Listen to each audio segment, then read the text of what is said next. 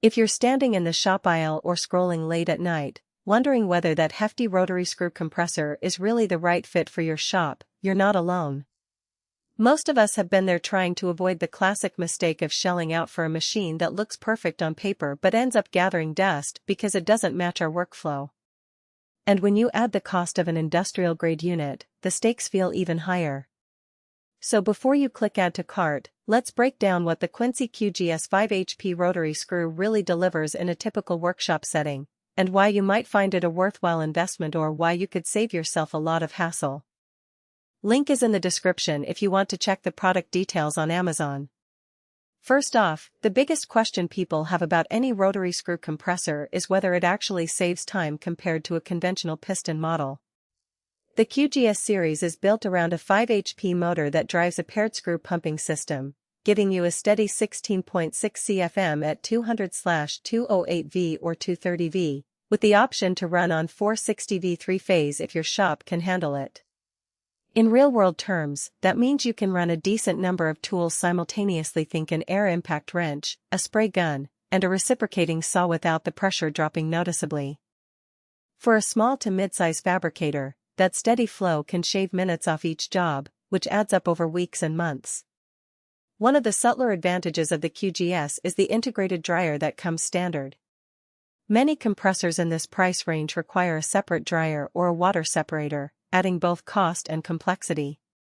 With Quincy's built-in dryer, you get moisture-free air right out of the tank, which is a real boon if you're doing paint work or precision machining where even a little water can cause problems. In practice, I've seen shops that used a separate desiccant dryer cut down on filter changes and avoid rust on their tools, so the all-in-one design here translates into less maintenance time and fewer unexpected downtimes. Now, let's talk about the tank. A 60-gallon reservoir might sound modest compared to some 120-gallon units you see advertised, but the key is the combination of tank size and the screw pump's continuous flow. The QGS maintains pressure well, so you don't experience the typical pump and pause cycle that you get with smaller piston compressors. If you're running a sandblaster for a few hours a day, the 60-gallon tank gives you a comfortable buffer enough to finish a job without the motor revving constantly. That also means lower noise levels overall, because the compressor isn't cycling as aggressively. In a shop where you share space with office staff or have adjacent production lines, the quieter operation can be a decisive factor. Who should consider buying this machine?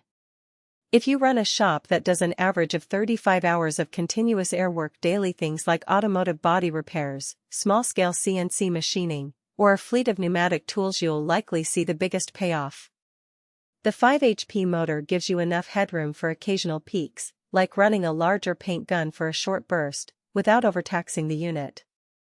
Also, if you already have 3-phase power available, the option to run on 460V reduces heat buildup and can extend the motor's lifespan, which is a nice long-term value proposition.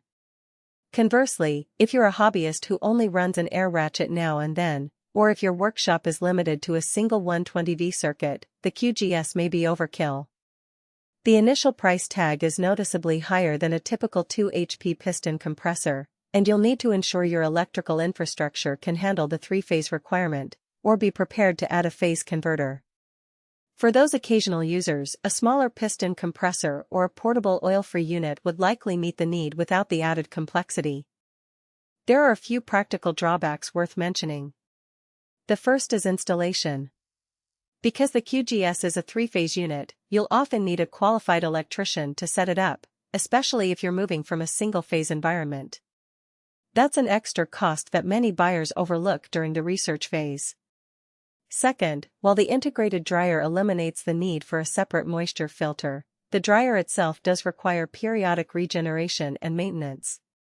It's not a set-and-forget component. You'll need to follow Quincy's schedule for checking desiccant levels and ensuring the dryer stays effective. In a high-throughput shop, that's manageable, but for a small operation it adds a layer of routine you might not want.